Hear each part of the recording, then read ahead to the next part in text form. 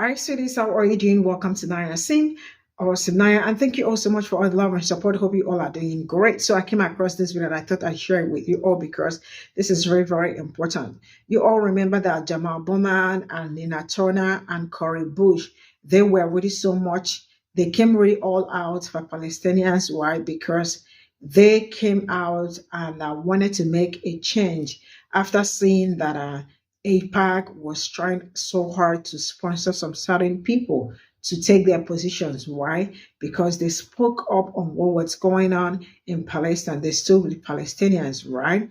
Now, let me tell you this. Sometimes we are also cause of our problems. I am not talking about us. I am talking about watermelon people. These people saw Jamal Bowman, Nina Turner, Cory Bush. I did not see these people come out to support these people because they were great force. Three of them, they were great force when it comes to speaking up about what was going on there.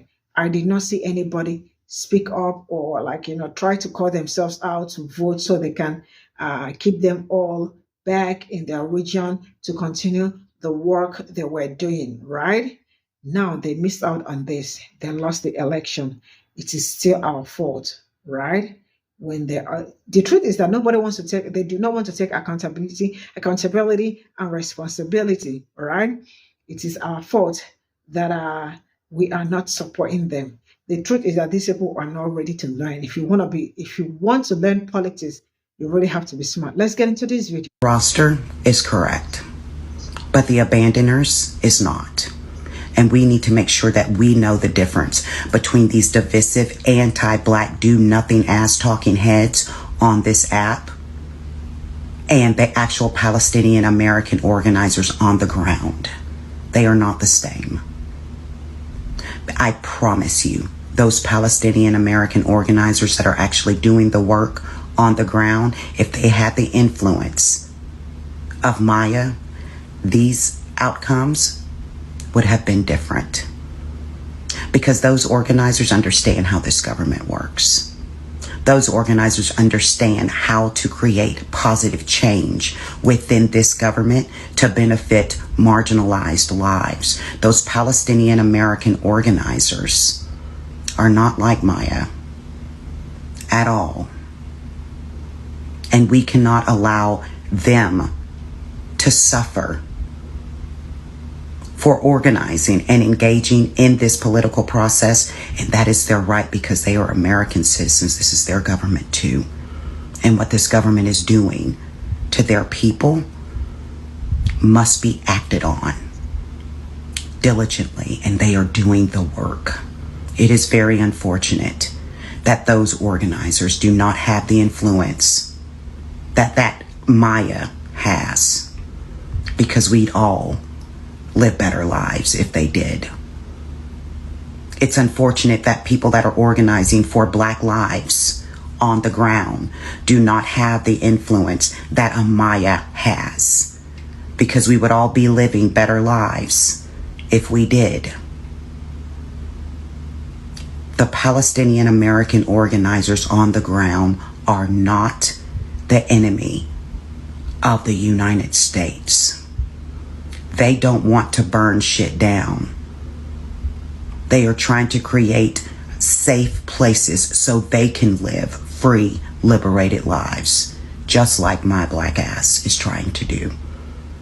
We need to make sure that we always recognize the difference between the divisive bullshit that comes out of the mouths of people like Maya and the hard work that is being done by Palestinian American organizers. They are not the same. Please do not forget that, because those Palestinian lives, they matter too. And those Palestinian American organizers are not doing anything that I wouldn't do to save my people's lives. I honor them. I stand by them. They are not our enemy.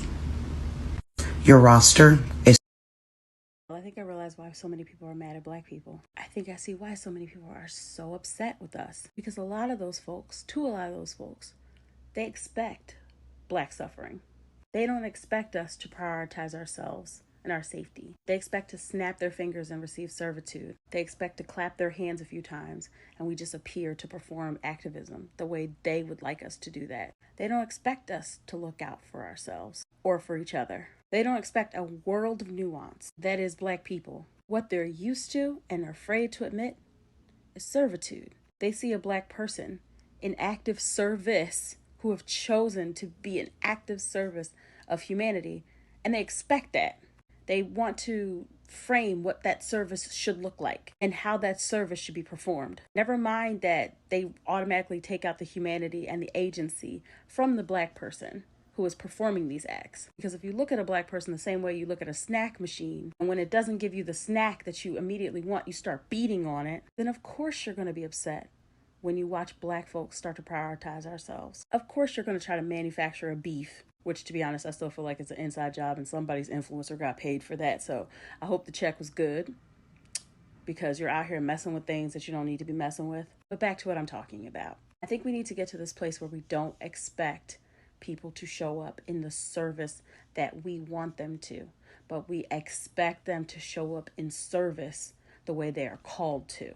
Speaking specifically for Black folks who've had to fight for our humanity in ways that few other groups have. Notice I said few and not none. Just wanted to highlight that. So I think it becomes easier to beat down on Black people when you don't expect them to be human, when you only expect them to serve you, to perform for you, and to dance for you, and to cook and clean for you. See how that's starting to sound? Black folks are not a monolith. We are allowed to engage in our own agency. We are allowed to use our voices how we choose to. And after all we've been through, the last folks anyone has any right to call colonizers or any other hateful derivative is Black folks. Put some respect on our names. We're the ones who gave you the language of liberation and showed you the way forward in community. Now, can we move along so we can actually help some people? Okay, thanks, bye. And this is 100% a perfect example of how you talk over somebody marginalized, proving exactly my point from that last video. That y'all don't want us to stand up for ourselves. You want us to stand up for everybody else. Call us when it's time to put on the pink hats, or march with cardboard signs, or when you need a good speaker, or when you need some social capital. But just as soon as we start talking about ourselves and things for ourselves and things we would like to see for us in our community, y'all start talking over us, which is the point of that video. So thank you so much for being the teachable moment and for being the example. Nobody's minimizing any points that were made in some of those videos that we watched. Unfortunately, the only thing that I saw minimized in a lot of those videos that we watched was the minimization of our humanity. It is ridiculous and deplorable, considering the history of Black Americans in this nation, to look at us and call us colonizers. It is harmful, it is dangerous, it is detrimental, especially to these bonds that we are making with other people. We can want the freedom for everybody while still protecting us in our communities. The problem is too many of y'all on social media want black and white when there's a world of nuance in between. There's a world of intersectionality that needs to exist when we have these conversations. And y'all aren't allowing us to have that, which proves my point. You continue to treat us like you're social justice mules. Let me snap my fingers so you can perform activism for me, to tell me the cool things to say. I can use a little bit of your AAVE to sprinkle in some cool cultural capital points. But then when our community really needs something, where's everybody? Where's everybody? Maybe instead of speaking over us, you should listen to us. Otherwise, you are exactly proving our point. Now, could we please get back to helping other people? My God. On TikTok, in this political space, you will have seen the back and forth between Black activists and Palestinian activists on this electoral moment. And the conversation is really, really important to be had. And I'm so glad that people are actually paying attention to politics. As someone who's been an organizer for 15 years, where most people have not paid attention, a couple of truths that I think are really important to point out to underscore that It is so important for us not to be in opposition with each other, but rather in solidarity with one another, because there is a history for this, that within the civil rights movement, there was a lot of interconnectedness between the Palestinian liberation movement and civil rights movements. This is how you had someone like Angela Davis, and you still have someone like Angela Davis still being so outspoken for Palestinian liberation. During the Black Lives Matter movement, you had Palestinian organizers literally training people who are on the ground in the United States on how to deal with state-sanctioned violence, but also even using art like murals to stand in solidarity with Black organizers in the United States. In apartheid South Africa, you had solidarity between the liberation fronts in South Africa, the Black liberation fronts in South Africa, and Palestinian organizers who understood the parallels between those realities. We are fighting against white supremacy. We are fighting against colonialism. We are fighting against the same systems of... The thing that has me tweaking out today about this whole third party, vote for Kamala, vote for Trump, free Palestine discourse is the fact that some of y'all do not care about Palestinians. The Palestinians were like, you can raise money this way, you can give me resources that way, hear my stories, witness what is happening to us. And then somewhere along the way, y'all just lost the plot and started saying, oh, we need to suffer with them. Yes. Vote third party for these candidates that nobody's really looking into, or that nobody's ever heard of before, or that just popped up like 3 months ago, 6 months ago at best, or that one loser girl who comes around every election and literally does nothing but lose. But then you want to jump on Black people for saying, you know what, I am hopeful about Harris's presidency and I might just vote for her. Might! And y'all jumping on us! And none of y'all are Black. So how could you know what's happening in our community, how we're feeling, what this means for us? But you have the audacity to trample all over us. Oh, okay. We need to suffer for the Palestinians. Babe. Like, start centering actual Palestinians' voices and stay out of Black people business. Watermelon people, all Palestinians are anti-Black. Whoa. Let's pause for a second. You are saying that all Palestinians are a monolith. When you're saying these things, you are saying that this ethnic group all has the same opinions and viewpoints on things. And don't we hate it when other folks and other people out here say that we all have the same opinions and viewpoints on things? Just keep this in mind. Palestinians aren't a monolith, just like how we aren't a monolith. As a matter of fact, no ethnic group, no racial identity is a monolith. However, this is a big however, there are an abundance of white folks that make what I'm saying seem delusional as fuck. But wait, I can't end the video here because I know my people very well. Someone will accuse me of downplaying anti-Blackness with this video. And I want you to know that's not what I'm doing at all. When people throw on the term anti-Blackness and can't identify what was anti-Black in said conversation, then that's called weaponizing their identity. However, oh my God, this is the biggest however I will ever say on this app. There are definitely anti-Black conversations happening in these conversations. You feel me? The condescension, the talking down to, the lack of understanding where they're coming from, all things that can stem from anti-Blackness. Things that can stem from you being taught one way or another that we are inferior to you. And I have been saying those things in these conversations. And this ain't even a want. What I need y'all to do, what I need all of us to do, is to change our approaches. Because ever since that Kamala switch happened, not gonna hold you, it's been terrible. I told y'all that Black liberals were coming like a few weeks ago, and then that Garfield Dorito dude did all that. You know what I'm saying? You gotta lead with empathy and understanding if you're gonna have combos with Black liberals. And I know it is so fucking hard to do that at times. But hey, it's what you gotta do, man. It's what you gotta do. And no, red triangle in the comment sections of this video as I'm speaking right now, I'm not hand-holding liberals, okay? I'm just keeping it real with y'all, because apparently no one else will. You feel what I'm saying? Like, I've been dealing with this shit for years. Y'all just started doing this shit a few weeks ago. You feel what I'm saying? Like, listen, truly. Listen to what the fuck I'm saying. I'm trying to drop some sauce here. I'm trying to drop some knowledge here a little bit. Can we listen to what I'm saying, or just ignore me and just keep on keeping on, keep doing what you're doing? I guess whatever.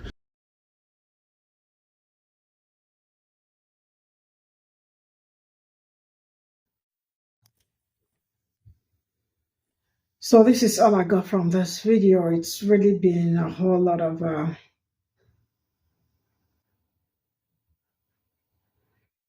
it's really been a whole lot of tension, sincerely speaking. And now the last person that spoke, let me get this straight. I have not seen Black people saying that there are monolith or Palestinians are monolith or this person is that and all that. And nobody's also trying to generalize. I do not see anybody that is trying to generalize, trying to say all Palestinians are this or that. Nobody's generalizing. But the truth is that if you are truthful, you definitely will see everything going on the internet, everything that has been happening, right? It's not a story that I am telling you to tell or that I am telling you I made up or something. It's something that it's all over, right? It's been happening. We understand that it's not all of them, and we also want them to respect Black people's opinion because you cannot, you cannot cut the hand that fed you, right? The way they've been going about it, or like the way they've been up on it, looks like, they've been holding grudges, or there is something they've been waiting to tell us for a longer time, or something they've been wanting to tell us for a longer time, or people that do not even value people, but they just only value the help that they get from you. And when the help is not coming, if the help is not coming forth, you see them being really mean and all of that. And we all can see how it has played out, so far. And we really all can do better. And they also need to do better because I don't see how you criticize people that decided to prioritize themselves first, because they really needed to prioritize themselves, right?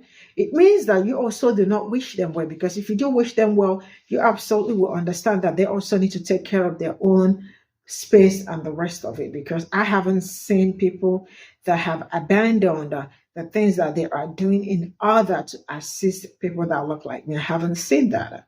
And like I said in one of my videos, like, you all remember that there have been people, especially Black people, who really are diehard fans.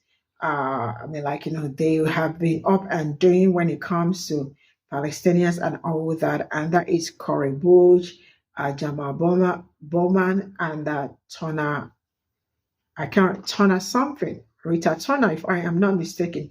If I remember her, I think her name is Tona something, but yeah, I will correct myself if I made mistake on that. Nina Turner, right? Yeah, these people are the people that already came all out for these people.